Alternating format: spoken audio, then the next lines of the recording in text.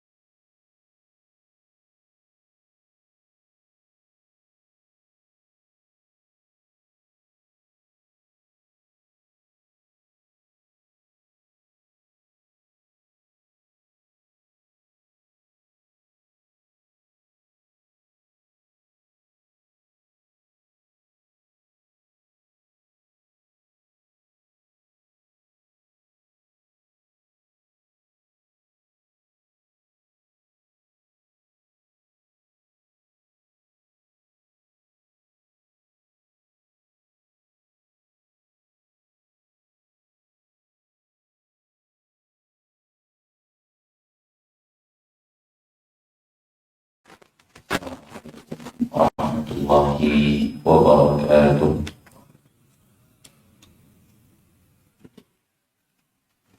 Alhamdulillah, nahmaduhu wa nasta'inuhu wa nastaghfiruh wa na'udzu billahi min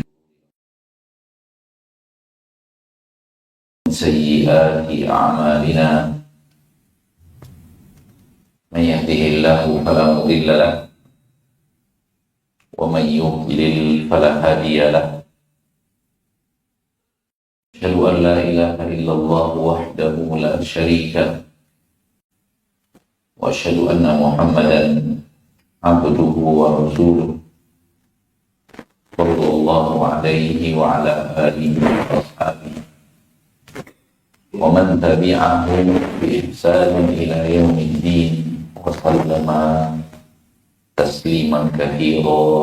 Amma ba'd. Ma'asyiral muslimin wal muslimat, saudaraku saudariku al-hadirin wal hadirat wal musyahidin wal musyahidat dimanapun anda sekarang berada, rahimani wa rahimakumullah. Mari kita bersyukur kepada Allah Tabaraka wa Ta'ala, Rabbul Izzati wal Jalal, yang telah menganugerahkan kepada kita rahmat yang sangat amat banyak, telah memberikan kepada kita nikmat yang tiada tara dan tiada terhingga. Sungguh Allah Taala telah mengatakan wa qawluhu haq, dan semua yang dikatakan Allah pastilah kebenaran. Wa in ta'uddu ni'matallahi la tuhsuha. Kalau kalian menghitung nikmat-nikmat Allah, sungguh kalian tidak akan sanggup untuk menghitungnya. Saking banyaknya nikmat Allah Ta'ala berikan kepada kita. Allah pastikan, wa in ta'uddu, kalau kalian hitung, maka kalian tidak akan sanggup untuk menghitungnya. Saking banyaknya nikmat tersebut. Kalau kita disuruh untuk menghitung berapa jumlah dedaunan yang ada di Bekasi ini, bagaimana cara menghitungnya? Saking banyaknya, tidak sanggup untuk hitung.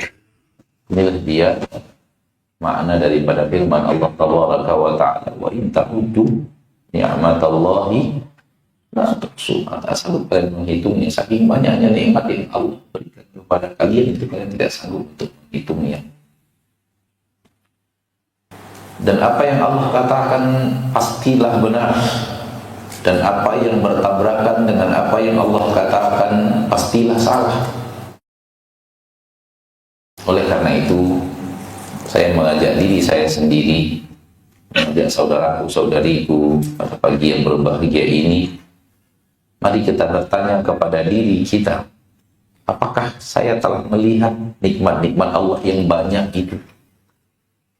Apakah saya telah merasakan nikmat-nikmat Allah yang sangat banyak itu? Karena Kalau kita tidak melihatnya, tidak merasakannya, ada yang salah dalam diri kita. Ada sesuatu yang keliru dalam sudut pandang kita.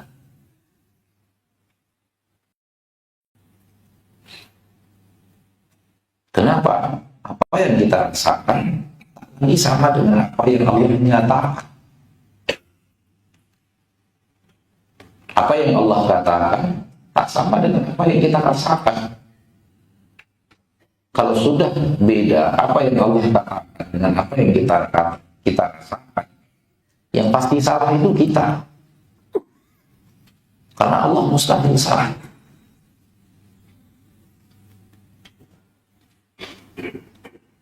Sering sekali manusia hidup penuh dengan keluhan.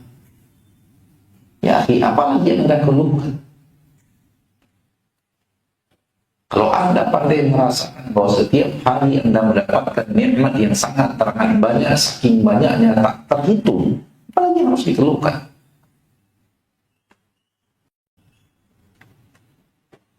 Maka ketidakmahiran seorang insan, seorang hamba melihat curahan rahmat dan nikmat Allah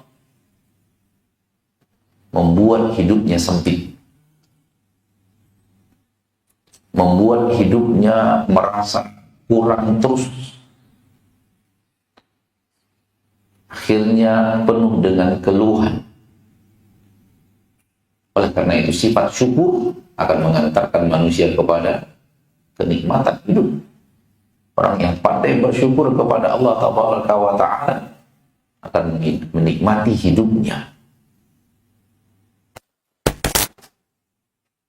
Dan pandainya bersyukur itu adalah buah dari pandainya merasakan nikmat, pandainya melihat curahan nikmat. Semakin mahir melihat curahan nikmat, maka akan semakin pandai bersyukur kepada Allah Tabaraka wa Ta'ala Rabbul Izzati wal Jalala. Manusia yang paling sering salah dalam bab ini adalah terlalu mengedepankan harta dan terlalu mengira bahwa harta itulah yang akan mendatangkan kepadanya kebaikan, kenikmatan, harapan besar. Sehingga hidupnya nyaris gantung kepada harta. Dan segala-galanya dinilai dari harta. Hartanya ada dan banyak berarti dapat nikmat yang sangat banyak. Dapat kemuliaan dari Allah Tabaraka wa Ta'ala. Ketika Allah sempitkan harta dan rezekinya, dia merasa Allah Tabaraka wa Ta'ala menghinakan dirinya. Allah tak peduli kepada. Itulah yang Allah katakan di dalam surat Al-Fajr. Sifat manusia.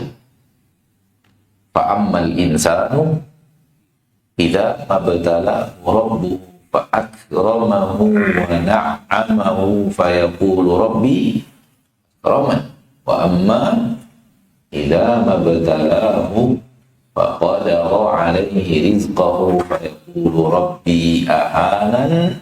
Kalla, sekali-kali tidak. Itu tidak benar. Manusia apabila diberikan oleh Allah ujian dan cobaannya adalah Allah berikan kepadanya kemuliaan di dunia, itu katakan manusia dihormati, disegani, pangkat dan jabatannya, status sosialnya, wa na'amahu, Allah curahkan nikmat-nikmat dunia kepadanya. Fayaqulu rabbi akraman, dia berkata, Rabbku telah memuliakan diriku. Wa amma, dan adapun idza mabtalahu, apabila Rabbnya mengujinya, faqadara alaihi rizqahu, lalu Allah sempitkan untuknya rezekinya, fayaqulu rabbi ahanan, maka dia berkata, Rabbku telah menghinakan diriku. Allah tak sayang kepadaku, Allah tak peduli kepadaku, Allah tak kasih kepadaku, dan kalimat-kalimat yang senada dengan itu. Allah katakan, kalla, Sekali-kali tidak. Bukanlah itu patokan sayang dan kasihnya Allah. Bukanlah orang yang Allah Ta'ala berikan kepadanya yang melimpah ruah itu buktinya bahwa Allah memuliakan dia. Dan tidaklah orang yang Allah sedang sempitkan rezeki kepadanya itu tanda bahwa Allah Ta'ala tak kasih dan sayang kepadanya, menghinakan dirinya. Tak betul itu. Di sini ada beberapa petikan-petikan pelajaran berharga penting. Di antaranya adalah memang itulah sifat banyak manusia, menilai segala-galanya dengan rezeki, dengan kenikmatan dunia, dengan kemuliaan di tengah masyarakat, status sosial.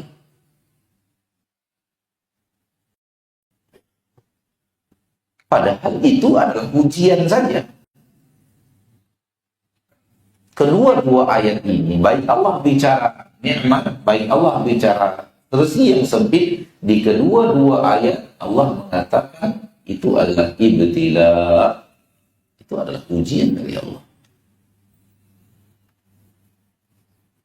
Lihat ayat fa'amal insanu idza mabtalahu rabb, apabila dia sedang diuji oleh Rabb-nya, dia sedang diuji oleh Allah. Ayat kedua, wa amma idza mabtalahu, dan adapun ketika Rabb-nya menguji dia, dua-duanya materi ujian. Pangkat dan jabatan, harta dan kekayaan, materi ujian. Sempitnya rezeki, kefakiran yang Allah sedang berikan, Allah sedang Allah takdirkan, materi ujian. Dua-duanya hanya ibtila, materi ujian. Bukan tanda Allah kasih dan bukan juga tanda Allah sayang. Namun sudut pandang manusia salah. Dianggap itulah tanda Allah sayang. Itulah tanda Allah kasih. Itulah tanda Allah memuliakan. Ya subhanallah. Lihat biografi para nabi dan para rasul. Lihat biografi khusus Nabi kita tercinta Muhammad Sallallahu Alaihi Wasallam. Ada orang Quraisy malas menerima kebenaran yang datang dari Nabi Sallallahu Alaihi Wasallam karena tidak berkuasa dan tidak kaya.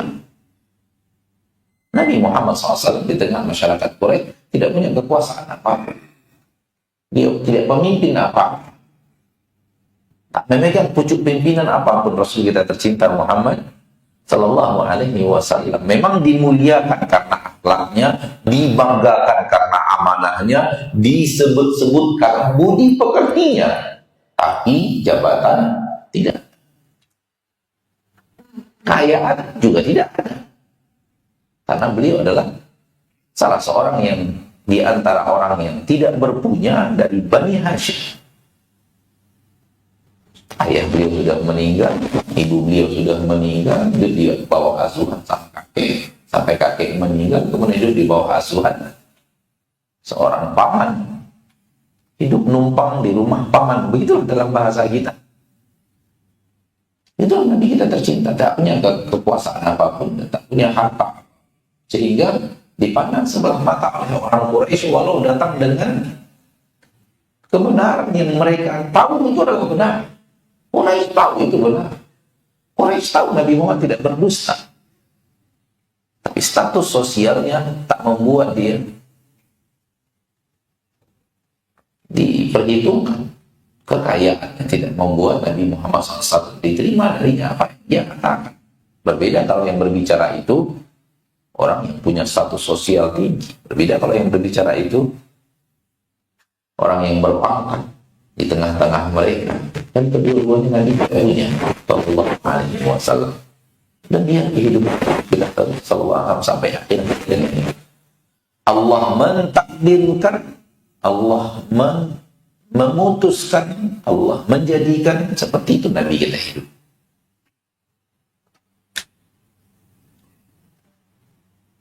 Semua kita tahu bagaimana Rasul hidup dan bagaimana rumahnya, bagaimana fasilitas di dalam rumah itu.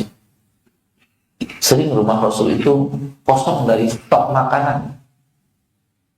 Kosong, benar-benar kosong, nggak ada yang bisa dimakan. Sampai suatu hari dalam Sahih Muslim, Nabi SAW kedatangan tamu. Dan namanya kedatangan tamu, tentu yang didatangi diharuskan untuk melayani, memuliakan tamunya. Dan Allah Ta'ala yang maha hakim, yang maha hikmah, telah menjadikan kaidah dalam agama kita, melayani tamu itu sesuai dengan kadar kebiasaan kita saja. Ada yang harus dimulia-muliakan berlebihan, nggak harus sana sini karena kamu akan datang, enggak. Apa yang biasa dimakan kita dengan keluarga, datang untuk tamu, itu dia memuliakan tamu. Apa yang biasa kita konsumsi dengan keluarga kita, lalu dihidangkan itu untuk tamu yang hadir, itu namanya memuliakan tamu dalam agama kita. Tak diperintahkan kita harus begini, harus begitu, harus begini, harus begitu, harus hutang sana sini, itu tidak. Sesuai dengan kebiasaan hidup kita dan keluarga kita. Maka ketika datang tamu-tamu itu, Rasulullah SAW menyuruh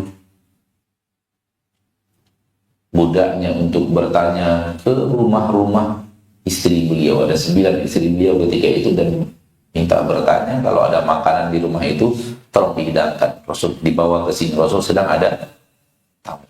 Rumah pertama, si Rasul mengatakan, memang nggak ada makanan apapun di rumah ini. Tak ada yang bisa dibawa untuk dimakan, entah kurma, entah apa. Kemudian berpindah ke rumah yang kedua, berpindah ke rumah yang ketiga, sampai ke rumah yang ke-9, semuanya kosong. Dan budak Rasul kembali dan mengatakan, saya telah datang semua rumah, saya sudah tanyakan kepada semua ummahatul mukminin, dan semuanya menjawab tidak ada apa-apa di sini. Itu Rasul kita tercinta sallallahu alaihi wasallam.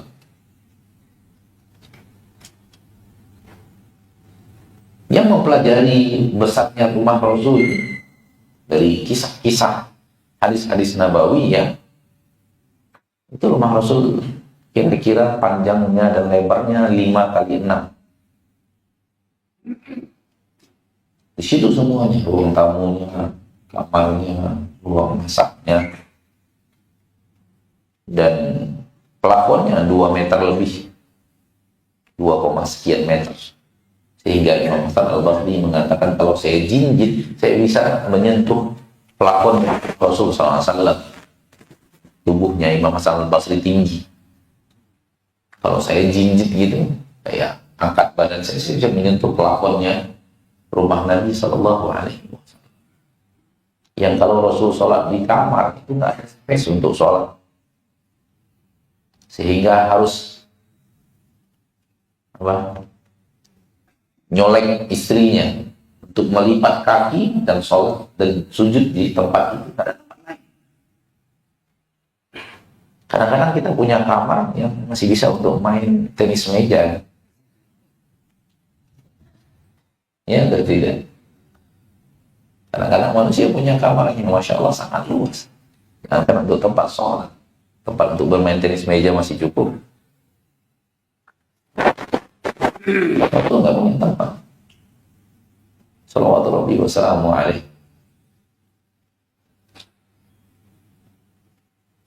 Kata Imam Hasan Al-Basri, menasihati Umar bin Abdul Aziz itu sengaja dilakukan Allah kepada orang yang ia cintai.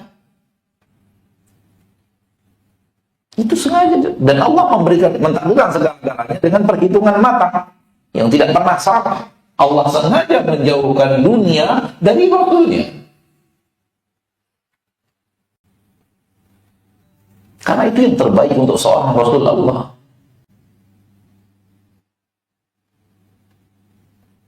Namun, Anda tutup dengan yang dilakukan Rasul itu, kita sebagai umatnya di dalam syariat yang mulia tak wajib untuk seperti itu.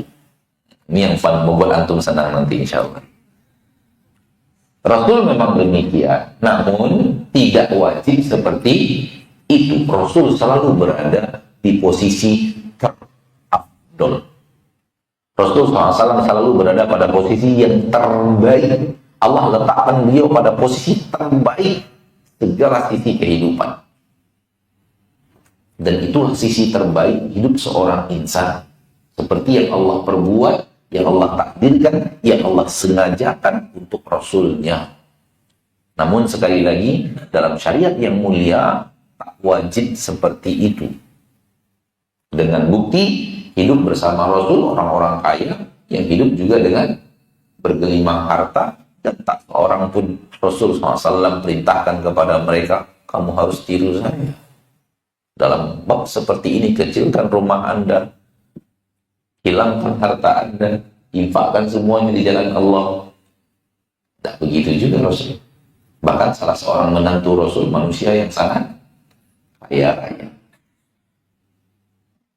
Ridwanullahi alaihim ajma'in. Namun yang terbaik selalu Nabi kita tercinta Muhammad sallallahu alaihi wasallam. Sengaja Allah jauhkan dunia dari Rasulnya tercinta. Begitu nasihat Imam Hasan al-Basri ketika diminta oleh Imam Umar bin Abdul Aziz, Anda melihat musuh-musuh Allah, Allah berikan kepadanya harta yang melimpah ruah, dan Anda menyaksikan Rasul kita tercinta mengikat batu di perutnya untuk menahan rasa lapar. Dan itu sengaja Allah perbuat untuk Rasulnya, karena itulah yang terbaik. Yang terbaik. Ya. Terafdal. Walau tidak apa? Walau tidak wajib. Karena di zaman kita sekarang ini sudah banyak umat Islam memiliki keyakinan Muslim yang terbaik itu adalah yang hidup di dunia kaya raya, di akhirat masuk surga. Itu maunya Anda, bukan yang terbaik. Bedakan antara maunya kita dan yang terbaik. Beda itu. Kalau maunya kita, ya itu. Itu maunya kita, demikian, bukan yang terbaik. Yang terbaik itu yang ada pada Rasul. Semua kaidah, kalau yang tidak menjadikan Rasul yang terbaik, itu kaidah yang salah. Semua kaidah. Dalam kaidah itu, menjadikan Rasul manusia tidak terbaik. Itu salah itu kaidahnya. Karena yang terbaik ada pada Rasul. Laqad kana lakum fi Rasulillahi. Rasul itu manusia paling sempurna yang Allah ciptakan, yang Allah wujudkan untuknya segala-galanya.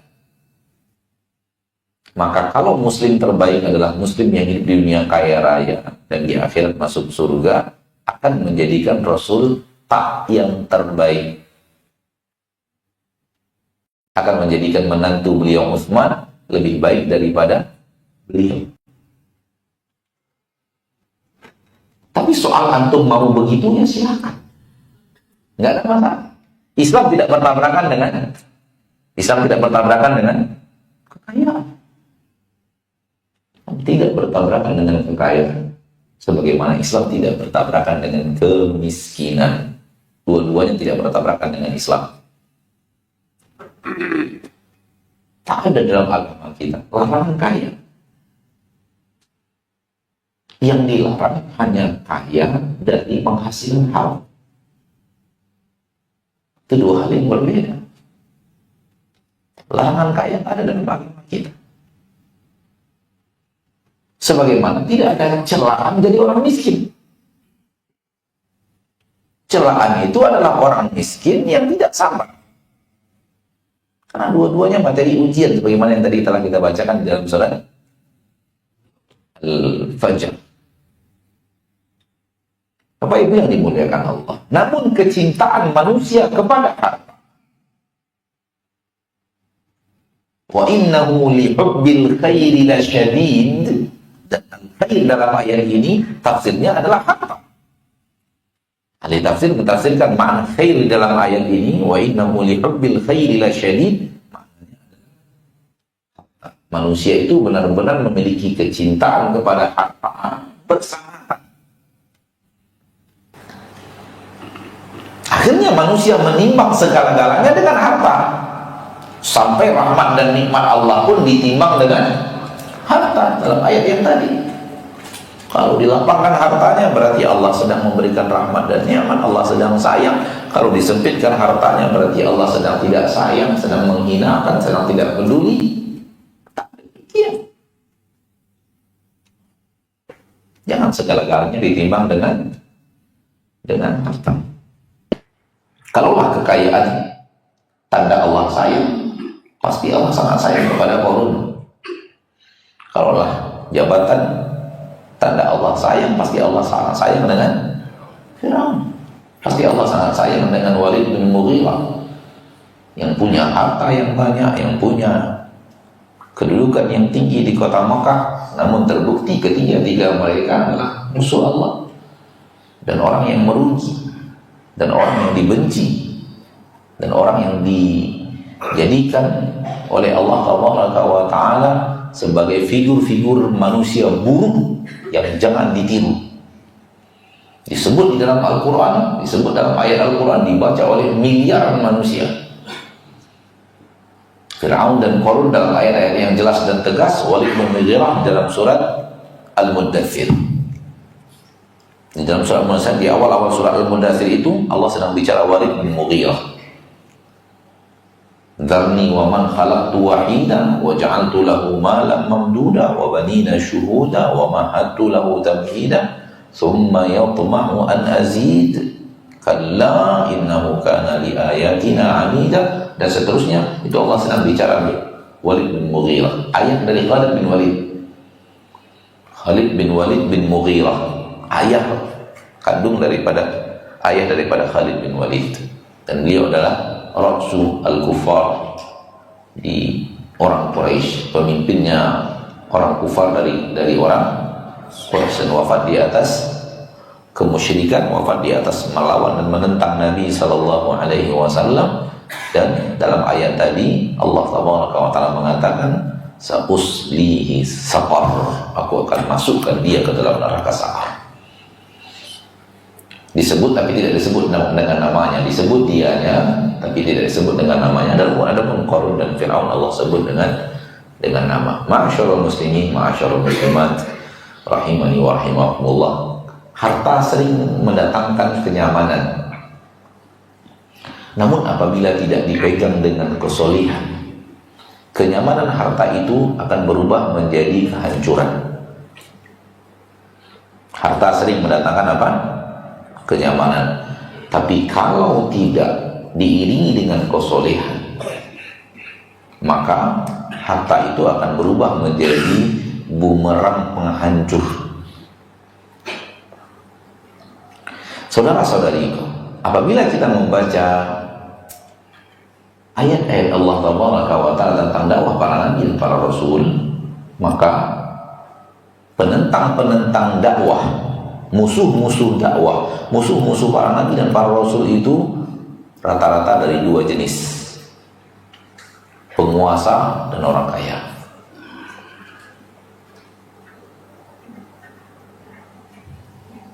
Baca firman-firman Allah di dalam Al-Quran, simak sejarah para nabi dan para rasul, dan peperangan perseteruan kaumnya dengan beliau. Itu yang mengepalai perseteruan itu, kalau tidak penguasa atau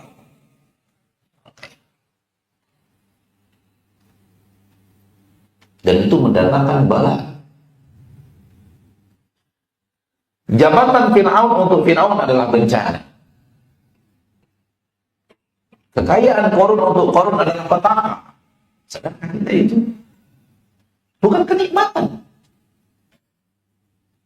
Ada kenyamanan, tapi kenyamanan yang sangat minim dan hilang. Ada kenyamanan punya harta, namun kenyamanan yang sangat tipis dan kemudian hilang dengan sekejap. Terlihat nyaman, terasa nyaman di awal, kemudian hilang nyaman itu. Berakhir dengan kegundah gulanaan, berakhir dengan aneka ragam kesengsaraan. Itu yang terjadi. Allah yang mengatakannya di dalam Al-Quran Al-Karim. Kalau harta itu tidak digunakan untuk kesolehan, tidak digunakan untuk ridho Allah, tidak digunakan untuk hal yang diizinkan Allah dan digunakan untuk hal yang sifatnya maksiat, harta itu akhirnya akan mencampakkan kita kepada jurang kehinaan, kesengsaraan, kebinasaan dunia dan akhirat. Bukan seperti pandangan kita, dia akan memberikan segala-galanya, dia akan menjanjikan segala-galanya, dia akan memberikan kenikmatan segala-galanya. Itu batin, itu sudut pandang orang yang tidak beriman dengan agama dan hari akhirat. Namun karena mereka yang menguasai media sekarang ini, dan mereka mengolah media sedemikian rupa, sehingga banyak Islam tertipu.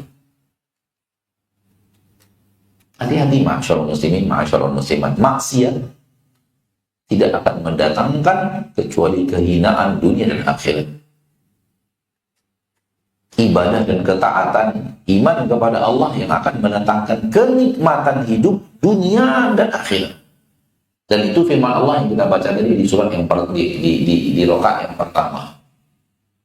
Innal abrara lafi na'im, dalam surah Al-Infitar. Wa innal fujjara lafi jahim.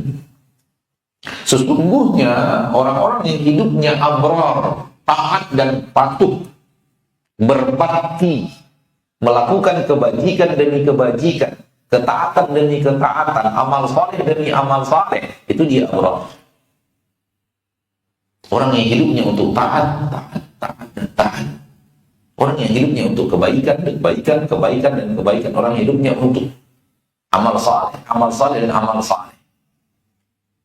Apa yang terjadi pada mereka? Lafi na'im, benar-benar akan berada di dalam kenikmatan dunia dan akhirat. Wa innal fujjara, dan sungguhnya orang-orang yang berbuat kedurjanaan, kemaksiatan, aneka ragam hal yang dilarang oleh syariat, lafi jahim, hidup di dalam jahim dunia dan akhirat. Hidup di dalam kobaran api di dunia dan di akhirat. Namun kobaran api dunia yang ada di dalam dadanya dan kobaran api akhirat sebagaimana yang kita imani.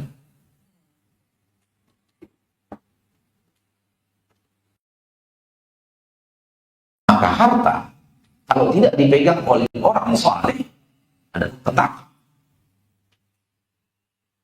Oleh karena itu ketika dipegang oleh Utsman bin Affan menjadi nikmat. Ketika dipegang oleh Qarun menjadi azab. Akhi fiddin, dunia dan akhirat. Wallahi dunia dan akhirat.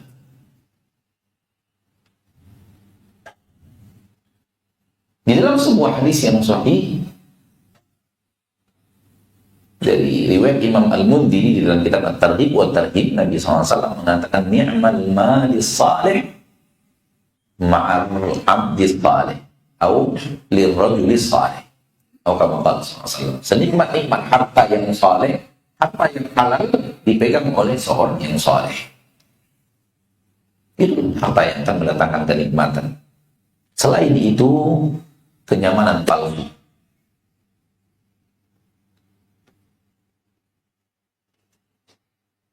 Antum ini bisa dihitung ibu kota nggak ya? Masih bisa dihitung ibu kota ini? Sangat dekat dengan Jakarta kan? Coba tanya orang-orang yang sibuk dengan maksiatnya sekarang taubat. Coba tanya bagaimana kehidupan mereka di masa maksiat yang dulu kita pandang hidup itu nyaman, terkenal, kaya raya, dan semua orang tahu siapa dia, dielu-elukan, disebut-sebut namanya, dapat kemuliaan di tengah-tengah manusia. Tapi di atas apa?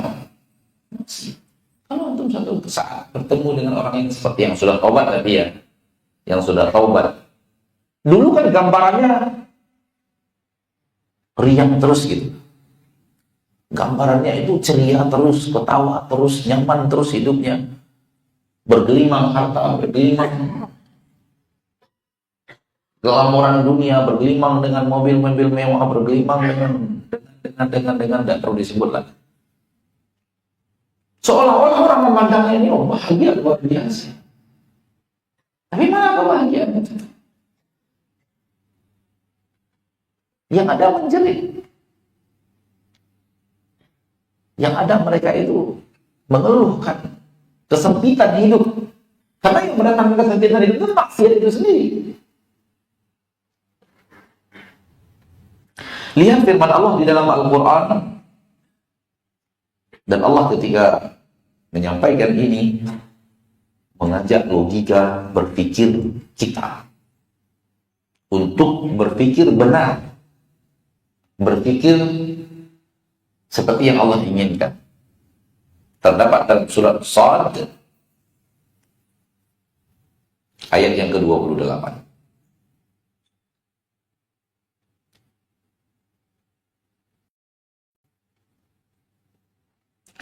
Am naj'alul ladzina amanu wa 'amilus shalihati kal mufsidina fil ardh am naj'alul muttaqina kal fujjar. Apakah kami akan menjadikan orang-orang yang beriman dan beramal saleh sama seperti orang-orang yang berbuat kerusakan di permukaan bumi? Am naj'alul muttaqina kal fujjar. Apakah kami akan menjadikan orang-orang yang bertakwa sama dengan orang-orang yang durjana? Apakah mungkin ini orang-orang yang beriman dijadikan sama dengan orang-orang yang berbuat kerusakan, orang-orang yang taat disamakan Allah dengan orang-orang yang bejat? Itu tidak akan mungkin, mustahil di dunia dan di akhirat.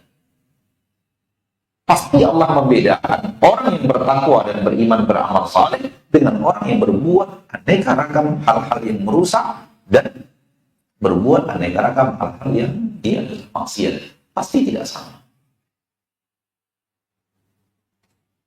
Pasti tidak akan sama. Jangan kira bahwa dosa dan maksiat melalui harta yang ada, melalui ketenaran yang ada, melalui media yang ada, melalui aneka ragam itu akan memberikan kenikmatan-kenikmatan dunia, sementara orang yang taat hidup dalam penderitaan, ketaatan. Tidak mungkin. Ini orang yang dicintai Allah, pasti Allah berikan kepada mereka kebaikan di dunia dan di akhirat. Dan ini orang yang dibenci oleh Allah, pasti Allah berikan kepadanya kesengsaraan di dunia dan di akhirat. Tidak mungkin orang yang Allah cintai, Allah jadikan hidupnya sengsara karena taat. Itu tidak mungkin. Lalu orang yang penuh dengan kemaksiatan, Allah berikan hidupnya damai, nyaman, bahagia, happy, seperti gambaran banyak orang sekarang. Tidak mungkin.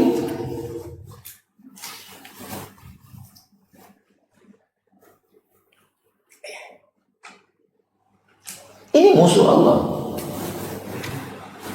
Walau terlihat di atas kekayaan, walau terlihat di atas pangkat dan jabatan, musuh Allah, pasti Allah hinakan dunia dan akhirat. Bagaimana Allah yang memperlakukan mereka? Dan jangan kita tertipu dengan harta mereka, jangan tertipu dengan pangkat dan jabatan mereka, jangan tertipu dengan aneka ragam tipuan itu.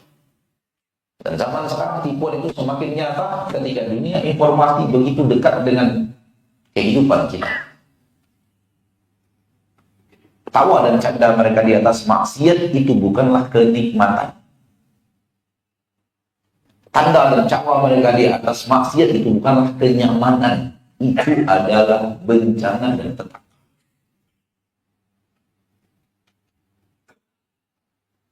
Hal yang sama Allah katakan dalam surat Al-Jathiyah ayat 21.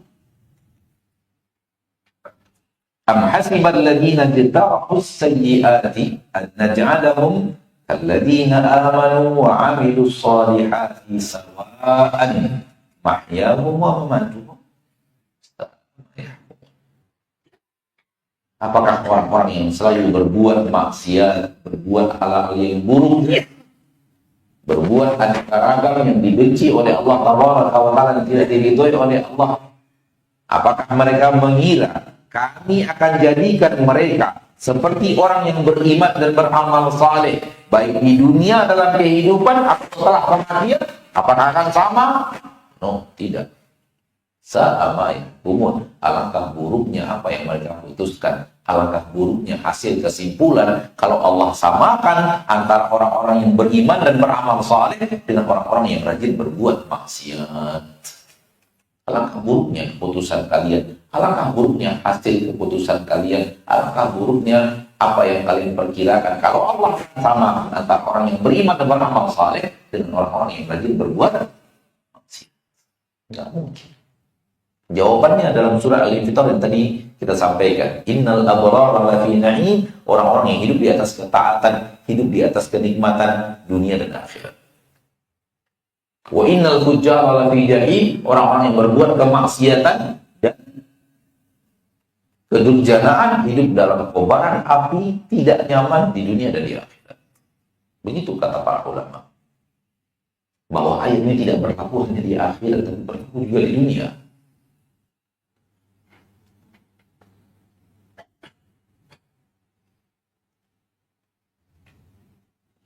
Oleh karena itu, kita dilarang oleh Allah takjub dengan harta orang-orang kufar. Dilarang oleh Allah, jangan takjub dengan harta mereka. Di dalam surat At-Taubah ayat 55, "Fala tu'jibka amwaluhum." Jangan sampai harta mereka membuat engkau takjub. Jangan sampai harta mereka membuat engkau wala auladuh, jangan sampai anak keturunan mereka yang membela mereka itu membuat engkau takjub. Ya. Jangan tertipu dengan banyaknya harta mereka. Ada apa wahai Rabb dengan ayat berikutnya? Hal yang sangat mencengangkan, namun ini adalah qauluhu wa qauluhu haq. Ini adalah firman Allah, dan firman Allah semuanya kebenaran yang pasti. Kenapa kita nggak perlu takjub dengan harta orang kufar? Kenapa kita tidak perlu takjub dengan orang kufar yang punya anak dan membelanya di sana sini? Kenapa tidak perlu takjub dengan harta mereka itu? Karena innama yuridullahu liyu'adzibahum biha fil hayatid dunya. Yang Allah inginkan, Allah berikan mereka harta banyak itu karena Allah ingin mengadab mereka dengan harta itu dalam kehidupan dunia. Coba lihat. Ada yang lebih tegas daripada ini? Allah ingin mengadab mereka dengan harta itu. Allah ingin mengadab mereka dengan anak mereka itu. Justru harta, kalau dari maksiat, harta bukan kenyamanan, bukan kenikmatan. Justru anak, kalau tidak dididik soleh kepada Allah, menjadi bencana. Orang tuanya akan ternyata dengan anaknya yang tidak soleh. Anak yang dididik untuk tidak di atas ketaatan. Harta yang tidak dihasilkan dari hal yang halal dan dibelanjakan bukan di atas yang halal, itu bencana untuk yang punya harta. Bukan kenyamanan. Salah, palsu itu. Batil itu.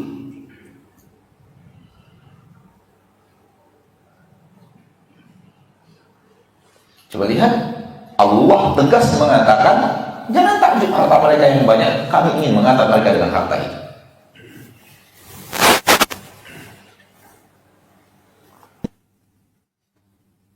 Bagaimana cara Allah mengadab? Allah yang maha.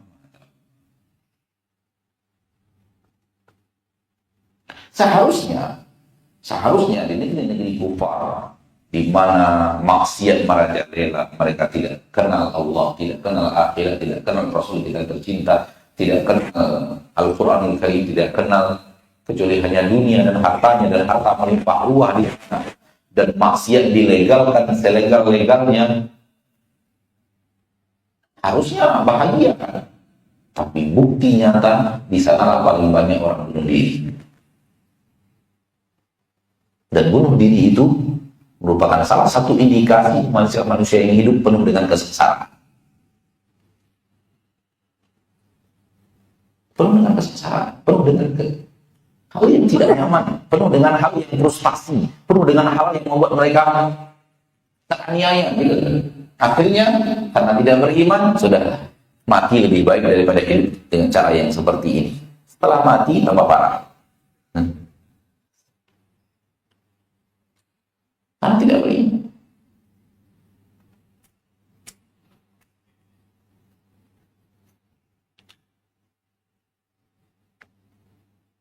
Maka masyaallah muslimin, harta ini di dalam agama kita, kaya itu bukan kaya banyak harta, banyak duit, banyak harta. Bukan itu kaya dalam agama kita. Dalam hadis yang sahih Nabi mengatakan, laisal ghina an kathratil ardh. Bukanlah kaya itu engkau punya banyak harta, bukan. Innamal ghina ghinan nafs. Kaya yang sebenarnya itu kaya jiwa.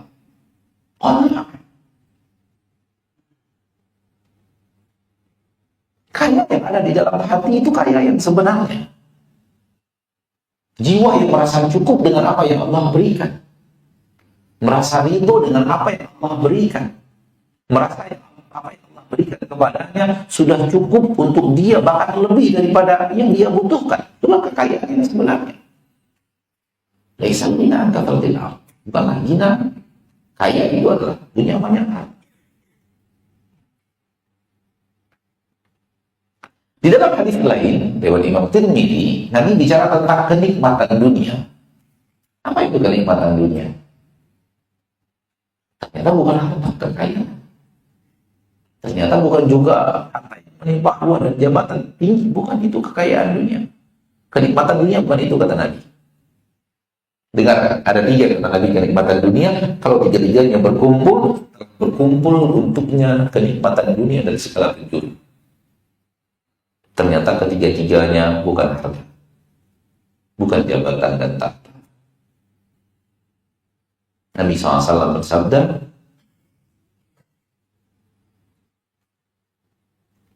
man asbaha minkum mu'afan fi jasadih. Siapa di antara kalian yang di pagi hari sehat jasmaninya,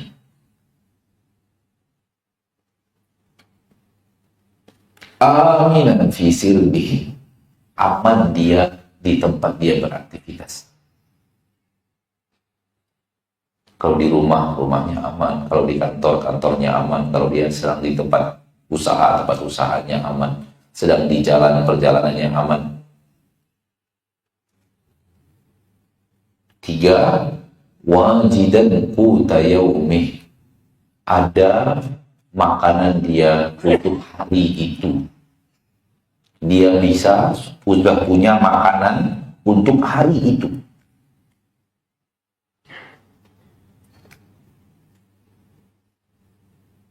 Faka'annama hizat lahu dunya bihadafiriha. Orang yang terpenuhi kepadanya 3 hal ini, maka telah terkumpul untuknya kenikmatan-kenikmatan dunia dari segala penjurunya. 1 apa? Kesehatan pada jasmani, berarti sedang sehat. Itulah dia kenikmatan dunia yang luar biasa itu. Jasmani sedang ada rasa nikmat. Private jet pribadi, nggak ada rasa nikmatnya terbang pakai jet pribadi kalau sedang sakit gigi.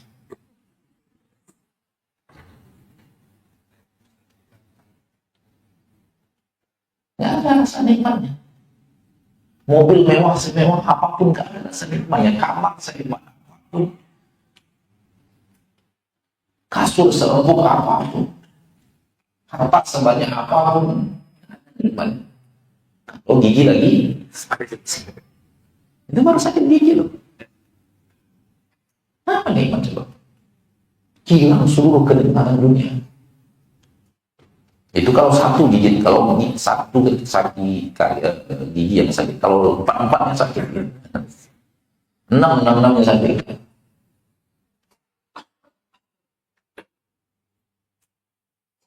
Kenikmatan dunia yang sebenarnya itu sehat. Yang kedua, aman. Aminan fi silbi. Aman dia di tempatnya. Tempat apapun, tempat beraktivitas, tempat tinggal, tempat bekerja, tempat berjalan, kampungnya di perjalanan. Keamanan itu adalah nikmat dunia tidak.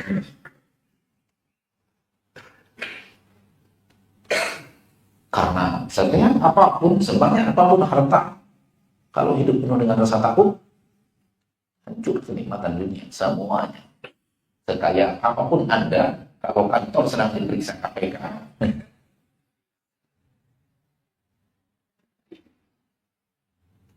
apalagi ada data-data yang disembunyikan, dan laptop sudah disita menjadi barang bukti, udah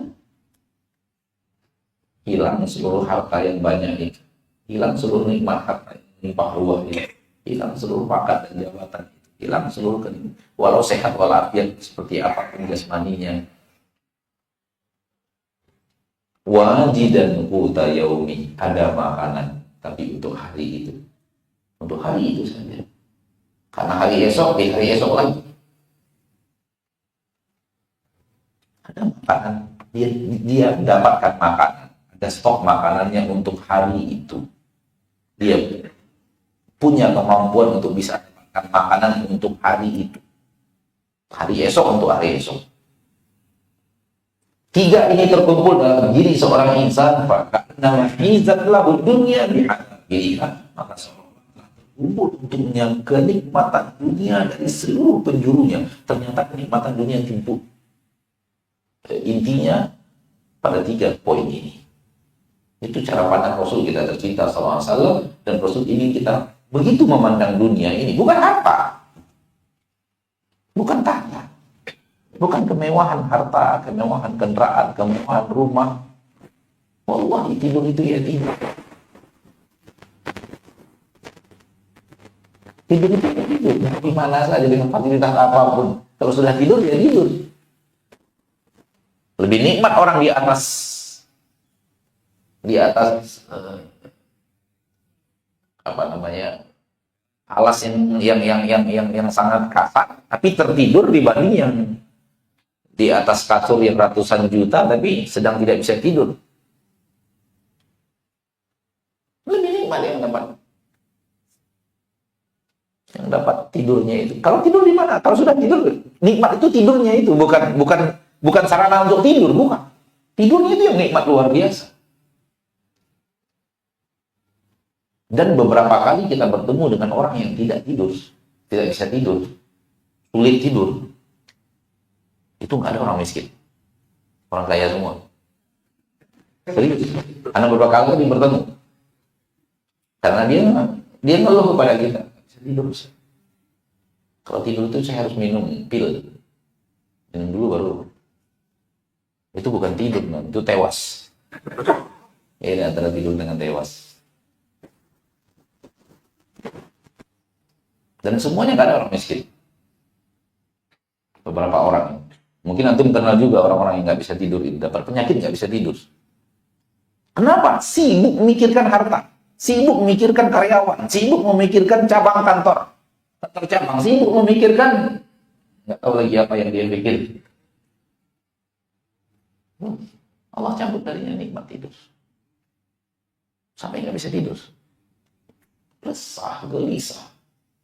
Salah satu di antaranya sedang di atas pesawat berangkat pergi haji tahun 2000 sekian. Di atas pesawat itu dia ngaku, saya tidak bisa tidur. Saya kalau tidur itu harus pakai obat tidur, minum dulu baru bisa tidur. Terus sekian lama. Ya, anak katakan mudah-mudahan dengan berhaji ini antum nanti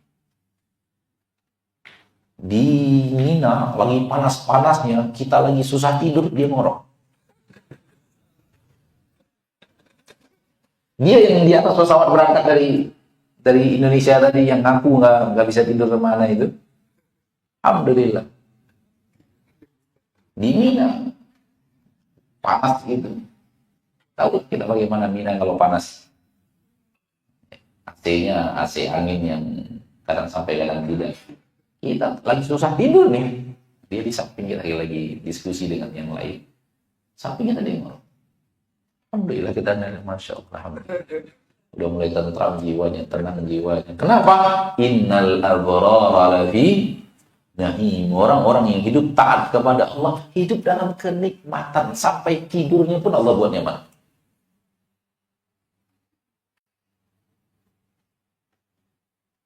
Maka salah menilai harta adalah janji kenyamanan dunia. Enggak. Di situ itu janji palsu. Kenyamanan palsu. Benar. Kenyamanan, kebahagiaan dunia tidak dijanjikan oleh harta. Lihat Rasul kita, beliau adalah manusia yang paling bahagia. Tapi lihat fasilitas hidup beliau. Ma'asyiral muslimin, ma'asyiral muslimat, rahimani wa rahimakumullah. Kesimpulan akhir dari bahasan anak ini adalah apa yang membuat kita sukses di akhirat, nyaman di akhirat, beruntung di akhirat, dapat kehidupan yang baik di akhirat, itulah dia kenyamanan, kesuksesan, keberuntungan di dunia. Dan apa yang akan membuat kita sengsara di akhirat, membuat kita menderita di akhirat, membuat hidup itu penuh dengan kesengsaraan akhirat, itu yang akan membuat kesengsaraan dunia. Allah akan memperlakukan orang yang beriman dan beramal saleh sama di dunia dan di akhirat. Allah akan berikan hidupnya. Akhi fiddin. Antum punya kenalan di komplek ini. Banyak. Kalau ada di komplek itu, antum tahu suami istri kalau bertengkar, selalu bertengkar, antum pasti tahu itu jarang ke masjid ini. Mesti jauh dari pengajian. Mesti orang yang kurang kenal kepada Allah dan Rasulnya.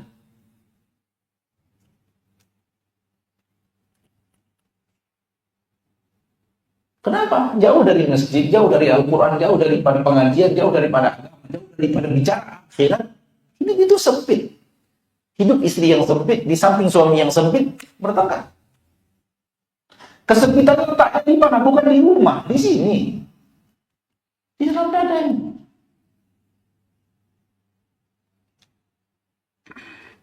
Lihat firman Allah di dalam Al-Quran. Surat Thaha. Ayat 124. Wa man a'rada an dzikri fa inna lahu ma'isyatan dhanka. Barang siapa yang berpaling daripada zikir kepada ketaatan kepada menghambakan dirinya kepada, bukan zikir dalam makna zikir lisan saja, tapi taat dengan segala macam ketaatan. Berpaling, nggak mau taat kepada Allah, nggak mau menjadi hamba Allah, nggak mau beribadah kepada Allah, tidak mau hadir pengajian, jauh dari masjid, jauh daripada ilmu agama, jauh daripada urusan akhirat. Fa inna lahu ma'isyatan dhanka. Maka kami akan wujudkan untuknya kehidupan yang sempit, kehidupan yang tidak nyaman, kehidupan yang sengsara, walau penuh harta.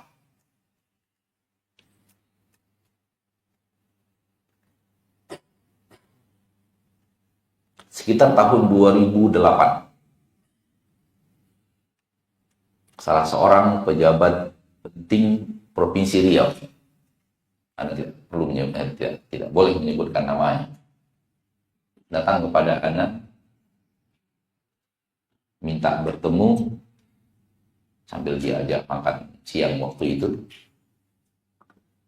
Lalu kemudian beliau mengatakan, Ustaz tahu siapa saya? Karir dan jabatan saya di Provinsi Riau di dunia pendidikan. Nggak ada orang di Riau, seluruh Riau ini yang di dunia pendidikan yang tidak kenal saya. Saya dapat penghargaan dari sana sini, dapat lencana dari Bapak Presiden Soeharto berapa kali, dari Bapak Presiden berapa kali, terkenal di Provinsi Riau. Namun ini pertama kali dalam hidup saya mengakui, jujur mengakui, Ustaz, bahwa rasanya sudah 25 tahun hidup, terakhir hidup saya ini, saya tak tahu apa yang namanya bahagia. Sudah, ini pertama kata beliau, ini pertama dalam hidup saya mengakui. Saya mengucapkan kata-kata pengakuan bahwa sudah 25 tahun saya hidup, 25 tahun saya tidak merasakan dan tidak tahu apa itu yang bahagia. Hidup saya jauh dari yang namanya bahagia. Tapi kalau pangkat dan jabatan, kalau penghargaan ini segala macam, nama besar dan semacamnya, sudah saya hasilkan. Tapi 25 tahun terakhir hidup saya tidak pernah mengecap apa itu yang namanya bahagia. Pengakuan. Orang tertipu. Wow, bapak itu pergi kita ke rumahnya, Masya Allah, lumayan gedung rumahnya. Mobil beberapa buah parkir di rumah itu.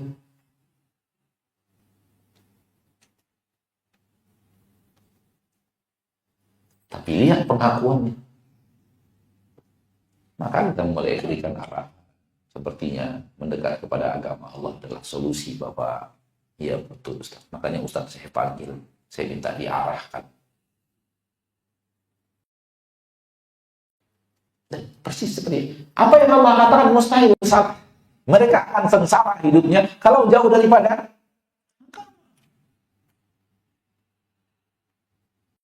di antara kita pernah umroh dan pernah haji. Di antara kita pasti pernah umroh, pernah haji ya. Kenapa hati kita lebih tenang di sana dibanding di sini? Hati kita lebih nyaman dan bahagia di sana dibanding di sini. Perasaan kita lebih damai di sana dibanding di sini karena ibadah kita lebih banyak di sana dibanding di sini. Itu dia jawabannya. Di sana coba lihat, masjid, baca Quran, tawaf, infak, sedekah, makannya hanya untuk support ke masjid, tidurnya hanya untuk support bisa tahajud, ya kan? Kalau hal yang seperti itu bisa dilakukan di sini, hal yang sangat didapat. Tapi karena ibadah kita super full di sana, maka ketenangan, ketentraman hidup pun di sana super full. Saking fullnya hari pun nggak tahu. Banyak jemaah haji tanya, ini hari apa Ustaz? Hari pun udah nggak tahu. Saking sibuk hidup untuk Allah, hidup untuk taat, hidup untuk ibadah. Sedih. Ibadah, taat, pulang, istirahat, makan sebentar, balik lagi ke masjid. Itu kerjaan kita. Kalau sudah di Mekah dan Madinah, baca Quran, tahajud, zikir, infak, sedekah, lisan terpelihara daripada maksiat, mata terpelihara daripada maksiat, harta terpelihara daripada melakukan yang untuk maksiat, wajar mendapatkan kenikmatan super hebat selama berada di Mekah dan Madinah karena ibadahnya pun super hebat. Ini bapak-bapak ini kalau sudah umroh dan haji, Ustaz kalahin. Lebih cepat ke masjidnya dibanding Ustaznya. Wajar kemudian kita merasakan kenikmatan yang luar biasa. Walau capek, walau lelah, tawaf dan sa'i. Tapi kenikmatan yang luar biasa. Karena itu semua ibadah dan ketaatan. Hal yang sama kalau terjadi maksiat, maka pun akan sengsara. Ini dia yang bisa Anda sampaikan secara materi pada kesempatan yang berbahagia ini. Semoga bermanfaat. Dan semoga Allah Tabaraka wa Ta'ala Rabbul Izzati wal Jalal menjadikan kita hamba-hamba yang hidup untuk ketaatan. Karena dalam ketaatan itulah kedamaian dan ketentraman. Allah Tabaraka wa Ta'ala berfirman dalam Al-Quran surat Al-Fatih ayat yang keempat atau 5. Coba lihat dalam surat Al-Fatih ayat keempat, kalau Anda tidak khilaf, Allah Tabaraka wa Ta'ala berfirman, "Huwallazi anzala as-sakinata fi qulubil mu'minin." Dialah Allah Tabaraka wa Ta'ala yang menurunkan ketenangan, ketentraman, kedamaian, dan itulah dia kebahagiaan. Di mana Allah turunkan kedamaian itu, ketentraman itu, kebahagiaan itu? Allah tidak turunkan di dalam rumah. Allah tidak turunkan di dalam kendaraan. Allah tidak turunkan di dalam serba fasilitas. Tidak. Allah turunkan fi qulub, di dalam. Oleh karena itu, kebahagiaan tidak tergantung fasilitas.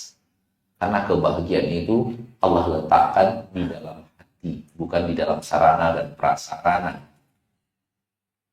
Hati sembarang hati, tidak sembarang hati. Namun, al-mu'minina, hati yang mau menjadi hati yang beriman. Mau menjadi orang-orang yang beriman, melakukan aneka ketaatan kepada Allah, aneka poin-poin keimanan kepada Allah, maka Allah akan turunkan di dalam hati itu apa? Ketentraman, kedamaian, kebahagiaan. Dan itu kebahagiaan dunia sebelum kebahagiaan akhirat. Oleh karena itu kita berdoa kepada Allah, Rabbana atina fid dunya wa fil akhirati. Kebahagiaan yang ada di akhirat itu dia akan mendatangkan kebahagiaan di dunia. Kesengsaraan yang akan membawa seseorang sengsara di akhirat itu yang akan membawa sengsara di dunia. Sampai di sini pertemuan kita pada pagi yang berbahagia ini. Semoga Allah Tabaraka wa Ta'ala Rabbul Izzati wal Jalalah membimbing langkah kita, membimbing hidup kita untuk senantiasa patuh dan taat kepada Allah Tabaraka wa Ta'ala Rabbul Izzati wal Jalalah.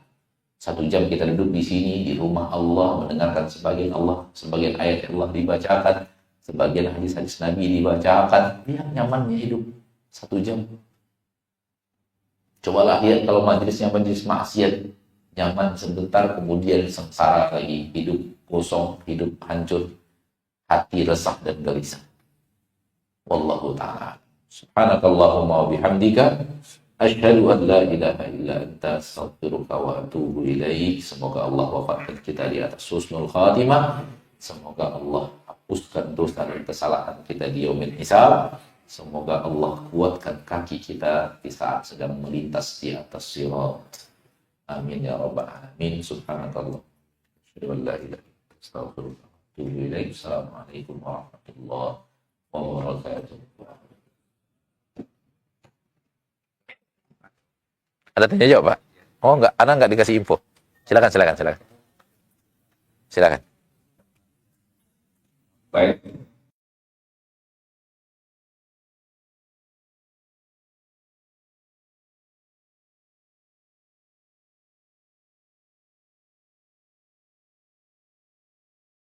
ولهذا جاء في الحديث الذي يرويه يزيدك إيمانا على الإيمان.